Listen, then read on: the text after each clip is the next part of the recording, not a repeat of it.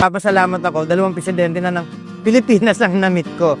Then, tsaka pagkwentuhan din namin, ma'am, yung comparison ng edukasyon sa atin dito sa Pilipinas. Pinipilit nilang tulungan pa uli yung mga nangangailangan, lalo-lalo na yung nasa baba po, dahil sa katulad namin mahirap, ma'am.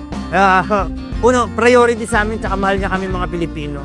Sino ba naman kami para ang puntahan dito, ma'am, na At saka talagang ang binibigay niya sa amin dito, lalo na yung programa nila na miracle programs na tayong pag-abot po. Kasi po, puro mahihirap yung tinutulungan dun eh. Talagang tinutulungan. Malalaga talaga, ma'am. Marami natutulungan dito sa inyo. Isa na ako nga natulungan.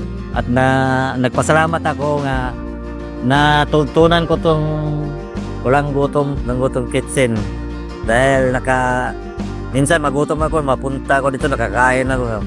Tapos sa tulungan nila ako, nahanap nila yung kamag-anak ko, pagalian ko. Pasalamat na ako, pauwi na ako. Hindi ako nagugutom dito dahil marami pagkain. Akala namin nga, basura lang kami. Pero ngayon nararamdaman namin na